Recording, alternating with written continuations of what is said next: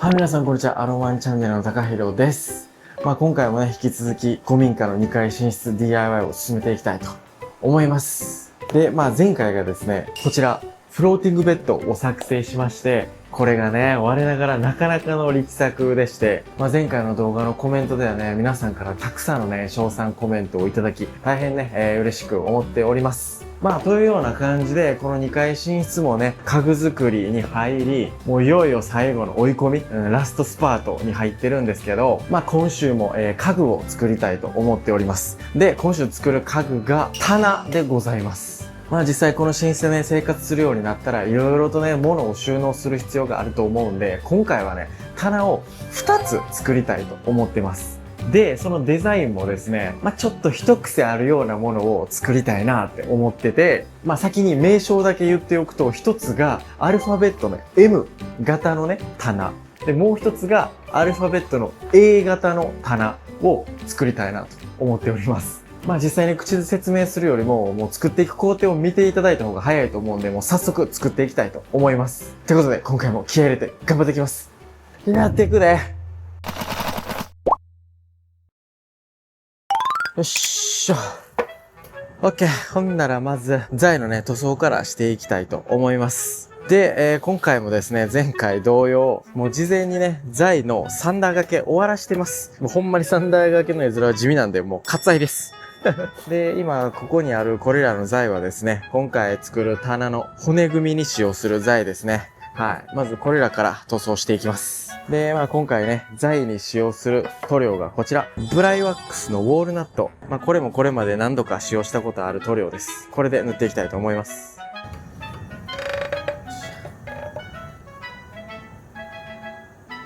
このブライワックスは、こちら、スチールウール。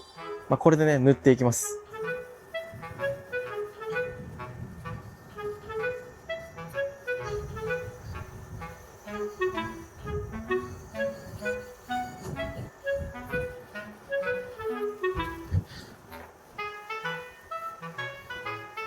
よっしゃ、いいね。やっぱりブライワックスは。こうなんかアンティーク感が出るというか、本当に古民家の風合いにマッチします。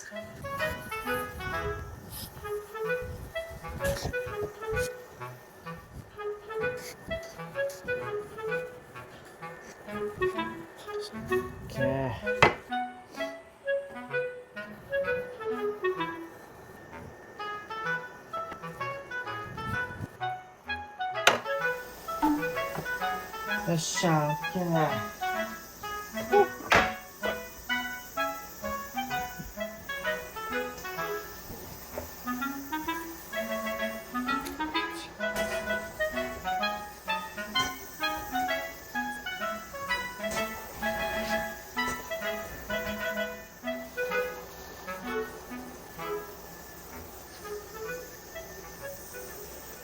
やばい。ここで問題発生や。なんとブライワックスがなくなりました。足りてません、塗料が。ほんで昨日ね、急いで、もうホームセンターね、10軒ぐらい回ったんですけど、どこにもこのブライワックスのウォールナットがなくて、急いでね、アマゾンの方で注文したんで、おそらく2、3日したら届くと思うんですけど、その間に他のね、骨組み組んでいきたいと思います。結構思ってたより使うんやな。よっしゃー。ならまず材のカットからやっていきましょうか。足だけでも塗装が終わってたっていうのがもう不幸中の幸いですね。よ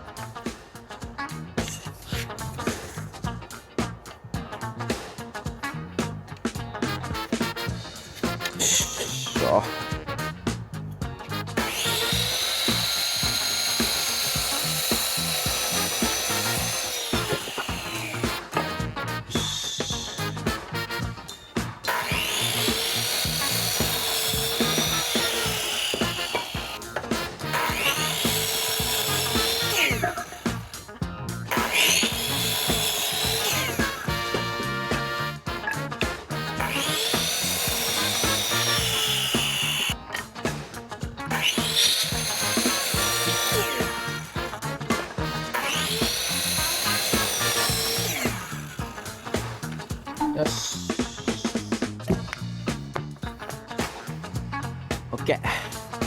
よっしゃー。ほっほっほっ。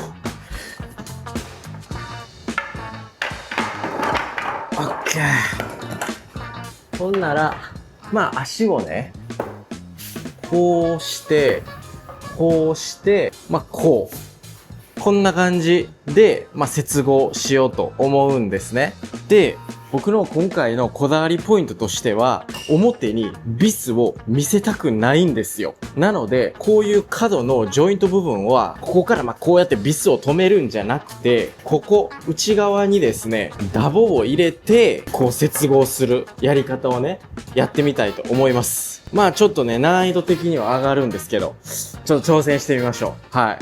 ほんなら、今回使用するダボがこちら、ファイ 8mm のね、ダボです。で、これをですね、じゃん、こういうのね、あったんですよ。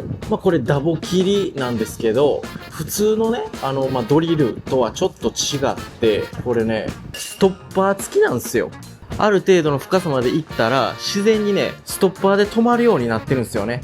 だから、穴の深さを一定で開けれるっていう、これいいなと思って、はい、買ってみました。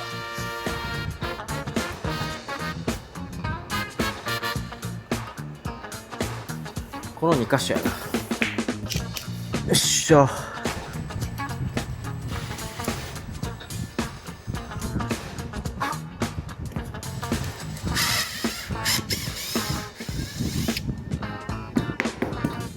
よし、いいね。ほんで、今開けたこの穴に、こちら、マーキングポンチっていうんですかね。これをまず入れます。よっしゃ。こんな感じで、ポンチを入れます。もう一個。よっしゃ。こういう感じでね、トゲが出てます。で、これによ、これを、こうつけたらいいんよ。こんな感じで印がつきました。で、ここをまた穴開けていきます。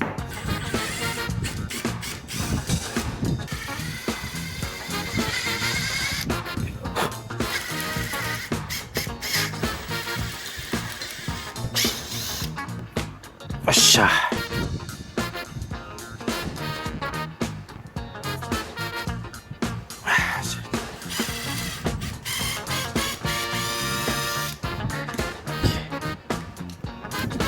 よいしょ。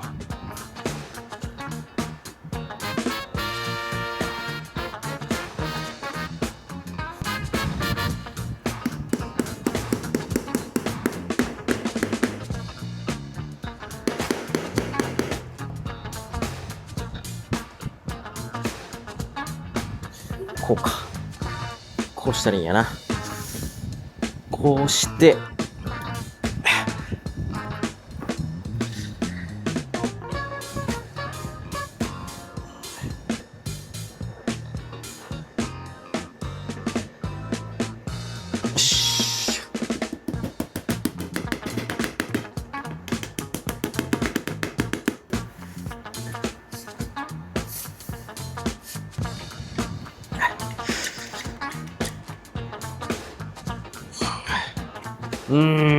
やっぱなんかちょっと隙間できるんよな。やっぱり上から1本ビス入れとくか。多分そうしないとこれだけやったらなんかグラグラするんですよね。ここの接着部分が。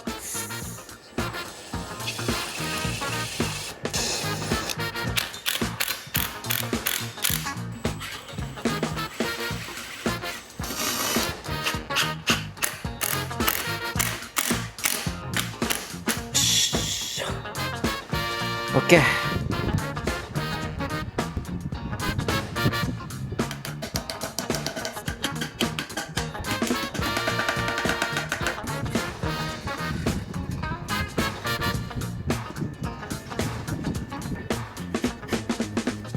はあ、まあまあ、いつもみたいにビス止めダボ埋め作戦でもいいわ。角は綺麗にできたんで、まあいいとしましょう。で、またね、塗料が届き次第、ダボの部分もまた色乗せたいと思います。今はとりあえずこの状態で引き続き組んでいきましょう。まあこんな失敗はね、今までマジで数えきれんぐらいしてきてます。所詮は素人 DIYer ですよ。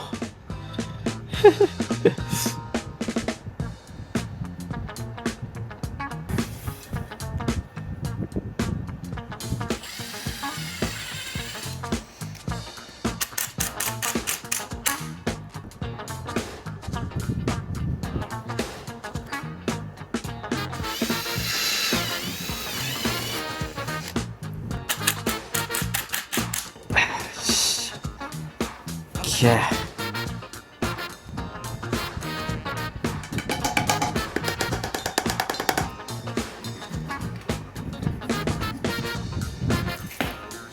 よし。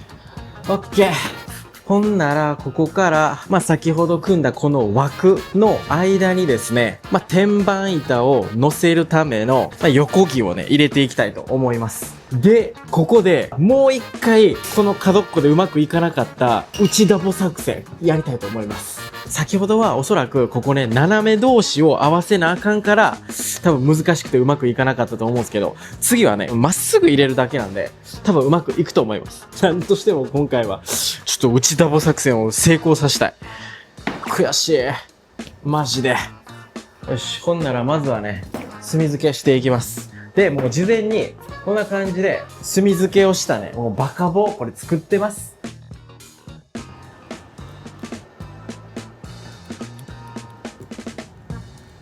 オッケー。こっち側もね。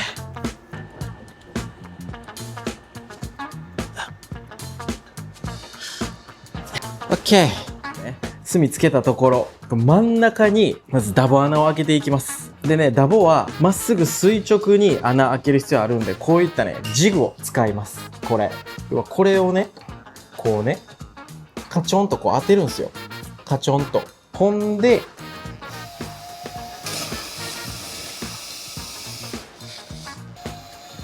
よっしゃ。はい。こんな感じで穴開けます。よしよしよし。いいね。次。ここ。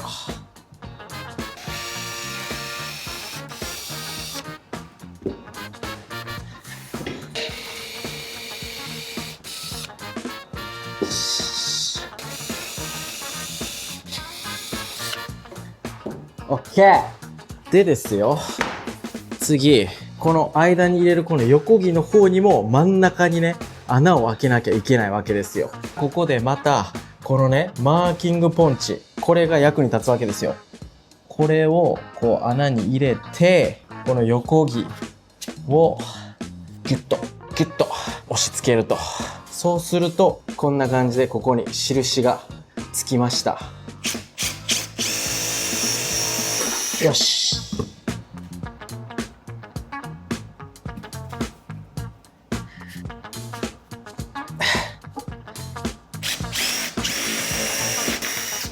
これなかなかいい作戦ですよね。よっしゃ。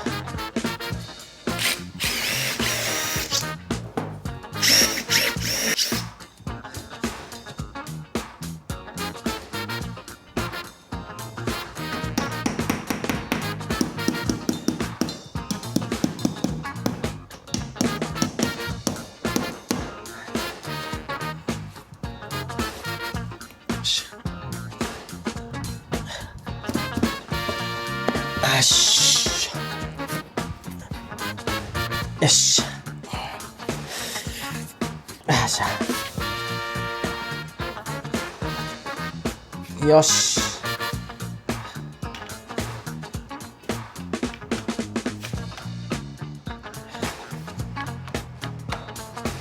オッケー。完璧や。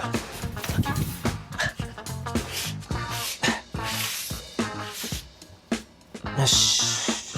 ほんで、こっちのね、反対側の方は、もうビス止めしても、後々見えなくなるんで、もうがっつりビス止めして、要はこっちから、押さえ込むような形ですね。よ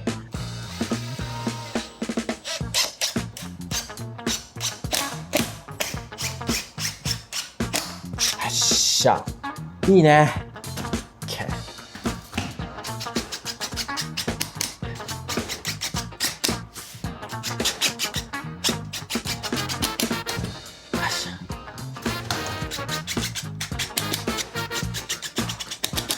おっしゃ、オッケー。これでね、裏側からしっかりビスで締めてるんで、こっちの方はビス止めする必要ないわけですよ。しっかりしてるもんね。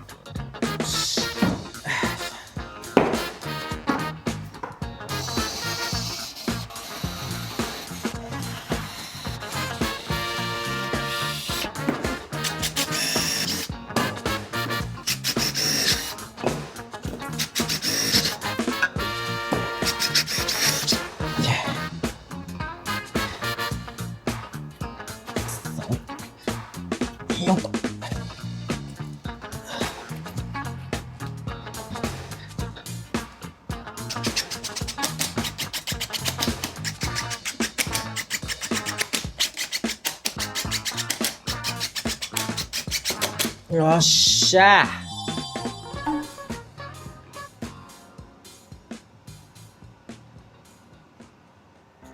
よし、いいですね。ほんなら、ここからね、これらの足を組んでいくんですけど、冒頭でも申し上げた通り、これらの足をね、M 字に組んでいくわけですよ。イメージとしてはね、屏風みたいな感じですかね。説明するより見ていただいた方が早いと思うんで、早速組んでいきます。これをね、まず寝せて、長板でつなぎ合わせます。今回使うのはこちら、カラー長板。色的には何やこれブロンズ色って言うんかな。これがね、ほら、このブライワックスのウォルナットに合うんですよ。はい。これで留めていきたいと思います。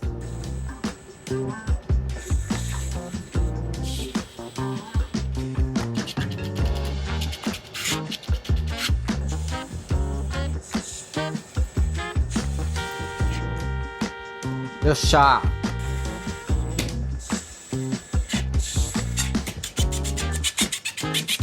よっしゃ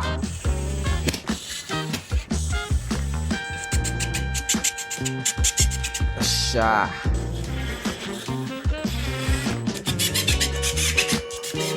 よっしゃいいやん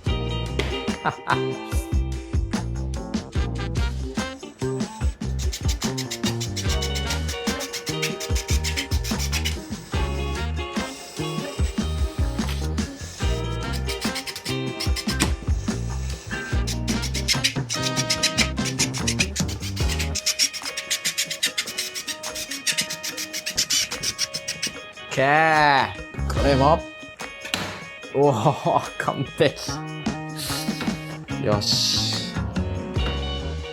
よっしゃほんなら最後先ほど作ったこの2つ真ん中で連結したら骨組みは完成です。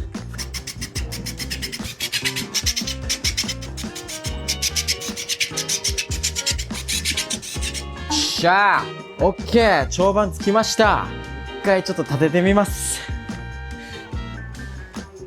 こうしてこうしてこうきたこれ屏風やんマジ屏風。ほんでこれ上から見たらちゃんとアルファベットの M の形になってます。ほんでこの M 型の棚はねベッド横のここに置きたいと思います。ここに置いてもしっかりねベッドとの間は空間ありますし、この通路もね全然狭い感じしないです。はい、いいんじゃない？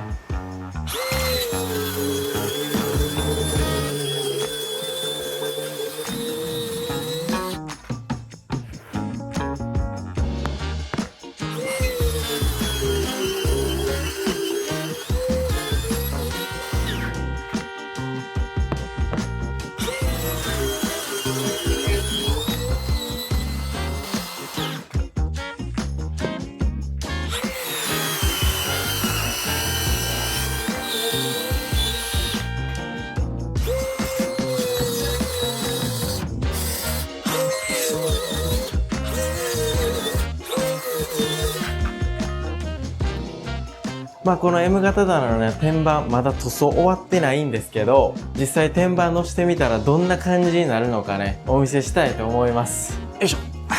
まず一番上の段から乗せてみます。よいしょ。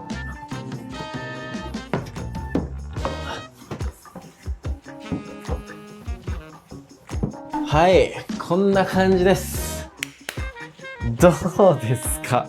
めちゃくちゃいいんじゃない？実際天板乗せてみたらめちゃくちゃ雰囲気良くなったな。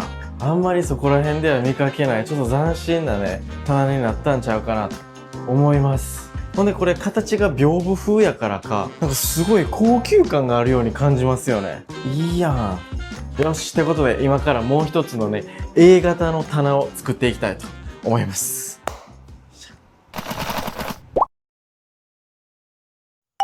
はい、今日の畑のお時間です。いやー、このね、連日暑い中でも野菜たちはね、頑張ってくれてますよ。とはいえね、だいぶもううちの畑も、もう終盤に入ってきたのかなっていう感じはしますね。はい。あんだけね、綺麗に咲いてたマリーゴールドたちも、だいぶもう枯れてき始めましたね。でも長いこと咲いてくれたよね。本当にマリーゴールドがなんなら今回植えた中で一番良かったかもしれん。ほんでシシトウは順調にこんな感じでいっぱい実つけてくれてます。ほんでピーマン、ここのピーマン2本ね、これらも順調に育ってて、ほらいっぱい実つけてますよ。ピーマンはまだまだこれからっていう感じですね。はい。ほんでなんとですよ、これ一番嬉しいのが、見て、パプリカじゃん、綺麗に色つけました。これは嬉しいよ。ほらめちゃくちゃ肉厚で、なおかつ色も綺麗でいいですね。 OK。 はい、じゃん、パプリカ初収穫。よっしゃ、むちゃくちゃ綺麗やん。でこっちの方はね、まだもうちょっと綺麗に色つきそうなんで待ちたいと思います。多分ね、こっちのを取ったことによって栄養がねしっかりこっちにも行くから綺麗に色ついてくれると思います。はい、ほんでね、こっちのナスもめちゃくちゃ順調ですよ。超豊作やねんけど、まだまだちっちゃいのもいっぱいあるしね。結構ね、待ってたらどんどん太く長くなっていくんですよ。おー、この2本めっちゃいいや。これ細これいいね。これね、ナスの花見てください。めっちゃ可愛いんですよ。はい、本日の収穫が、きゅうり5本、そしてナスが11本ですね。はい、お次、こちらね、プランターの方ね。ほんで、問題なのがこのトマトですよ。まず一つ一つ見ていきましょうか。こっちのね、プルルンの方。こちらのプルルンの方に関しては、このようにね、どんどんこう支柱に巻きつけていくローリング仕立てで育てたんですけど、ご覧のようにですね、もう下の方はもう葉っぱが全滅しました。はい。枯れたんでね、もう全部ね、切り落としたんですよ。で、謎にここだけまだ葉っぱがあるっていう。でももうここから実をつけることは 100% ないですね。でももうこれもね、光合成してくれるやろうということで一応ね、残してはいます。なんですけど、上に行くにつれ、ほら、こんな感じ。もうこんな感じで、完全にね、枯れていってるわけですよ。でも、上の方に行くと、タラーンこんな感じで、まだ、生きのいい葉っぱがあって、なおかつ、ほら、花芽もね、たくさんつけてます。だから中途半端にこうやってね、花芽があるだけになかなかね、諦めがつかないわけですよ。はい。だからもう僕は全てのね、希望を残りのこの上の部分に託してます。で、もっと問題なのがこっちのね、あまたの方です。もうあまたの方に関してはね、もうこのようにね、2本仕立てで仕立てで、どんどんね、この2本を育てていってるんですよ。ここの下の方にはね、まだ葉っぱがあるとはいえ、もう道中、もう全部枯れて、全滅です、これ。全滅からの、タラーン上にちょこっとね、緑の部分が残ってます。でもね、これも全然花芽つけてないですよ。ここ、あるんですけど、ほら、わかるから、ここもね、花がこれ落ちたんですよね。で、今これ一つだけ残ってる状態。もう全然ダメ。んで、もう一個の方の茎も、ほら、全滅からのタラーンここに2つだけたまたまが残っております。で、ここからまた上に行くにつれ全滅で上にタラーン。でももうこっちももう全然花芽つけてない。これもうここ見て、ほらもう全部落ちてるもんね、花。あかんよこれ。でも視聴者さんからのコメントで、今年はね、かごめさんの苗が、うちもうまくいきませんでしたっていう声をね、たくさんいただいて、それを聞いてね、ちょっと安心しました。うちだけじゃないんやと思って。やっぱり今年はこの暑さの影響でしょうね。トマトはね、積算温度で実を赤くすると言われてるんですけど、やっぱりね、30度とか超えてあまりにも暑すぎると、今度はかえってうまく成長しきらないみたいなんですよね。はい。こんな感じで見るも無残な状態でございます。でもね、こっちの空心菜の方はご覧のようにプランターとこの水耕栽培ともにめちゃくちゃ順調に育ってますよ。でね、この水耕栽培とプランター明らかな違いとして、これね、色なんですよ。このね、水耕栽培の方はこの緑みがね、薄いのに対して、こっちのプランターの方はね、ほら濃い緑なんですよ。やっぱりね、土で育ててるからか、葉緑素が強い感じがしますね。うん。こっちはほら、薄いでしょ、色が。明らかに違うんですよ。でね、もっとうちで採れた野菜でお料理動画とかもしたいんですけど、ほんまここ最近は DIY の方が忙しすぎて、お料理を撮影する時間が確保できないんですよね。またちょっと時間に余裕ができたらお料理動画も載せたいと思ってます。オッケー。ほんならね、A 型棚の骨組みを組んでいくんですけど、これもね、基本的には、先ほど作った M 型と足の構造はね、似てます。似てますか一緒なんかなってことなので、まずささっとちょっと組んでいきましょう。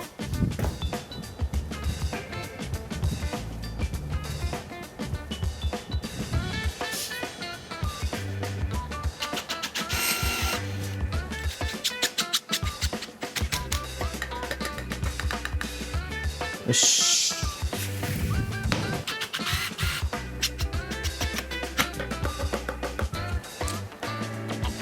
よっしゃ。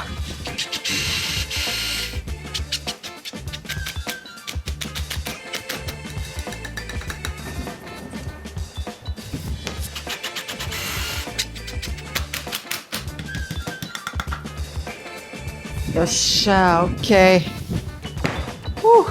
ー。いいじゃん。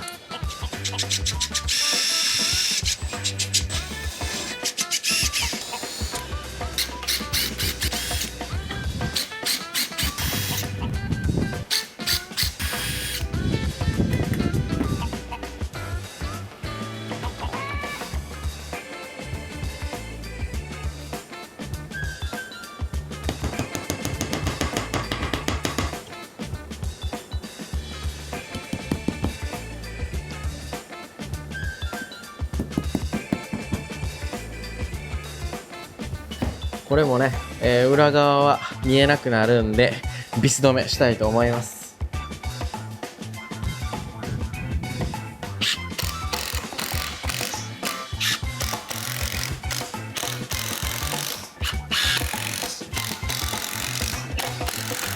よし。OK。よし。めっちゃいい感じやん。OK。ほんなら、これをね、A 型にするんですけど、どうするかっていうと、こういうことですよね。こういうこと。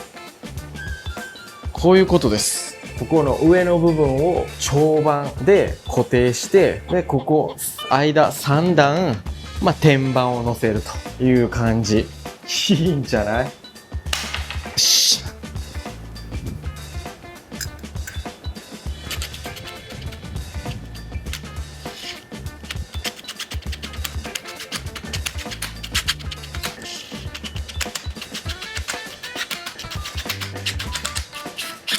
よっしゃ。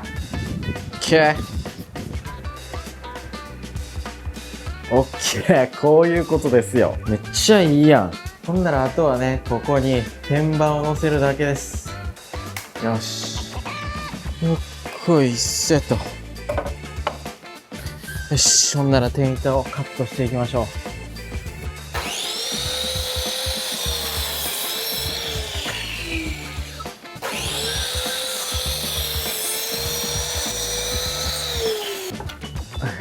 ギリギリ足りた。ロスわずか1センチ。めっちゃぴったしで材買うたな。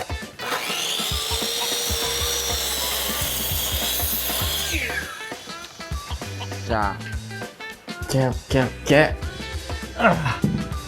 この足は開き幅をね、800。よし、オッケー。一番上の段から乗せていきます。おー、いいね。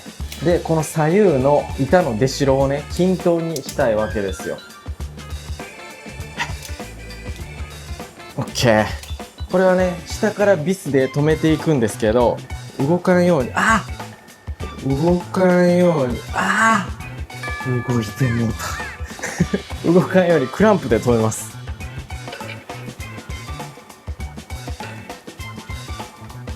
OK、ここ。よし。で、これはね、下からこの長さ 65mm のビスで留めたいと思います。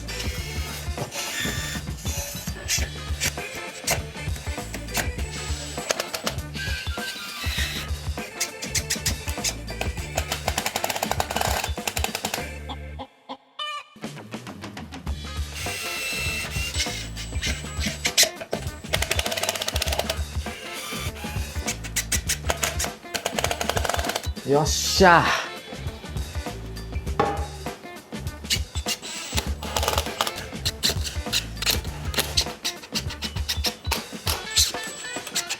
よっしゃ。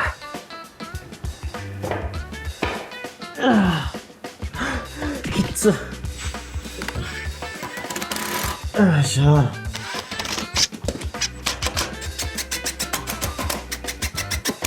よっしゃ。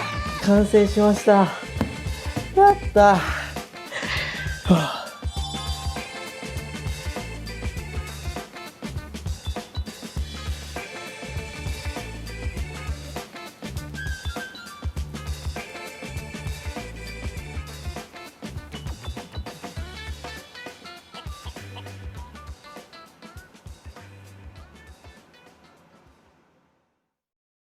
はい、ということで無事、屏風式 M 型棚と A 型棚完成いたしました。まあ完成とは言っても追加で注文した塗料がまだ届いてなくて塗装が終わってないんですよね。でもまあ一応 M 型そして A 型ともにね、形は完成しました。本当になかなかそこら辺では見かけないちょっとユニークで奇抜なデザインになったと思います。ほんで奇抜さだけじゃなく結構なね、これ収納量あるんですよ、どっちとも。こっちの M 型に関しては相当これ横長いですからね。それでいて4段あるんで、いやーほんまに何起こってぐらいかなりの収納量あると思います。ほんでね、この A 型棚は置きたい場所がここじゃなくて向こうのね、入り口側なんですよ。この入り口とウォークインクローゼットの間のこの壁、このね、スイッチの横、何か活用しないともったいないぐらいのね、スペースがあるんですよ。ここに、このね、A 型棚をこう置きたいと思います。よっしゃ、これぐらいかな。どうですか？ちょうどいい収まり具合でしょ。で、そもそもここにはなんでこの A 型棚を作ったかというと、ここにそこそこ横幅のある棚を置いちゃうと、スイッチにも干渉しちゃうし、ゆくゆくこのウォークインクローゼットの入り口に取り付けるのれんにも干渉するんですね。で、それを回避するために上に行くにつれスリムになっていくこの A 型棚。これがいいんちゃうかなと思って作ったわけですよ。このデザインやったらそこそこな収納量を確保できる上、スイッチとかのれんの邪魔にもならないっていう、パーフェクトです。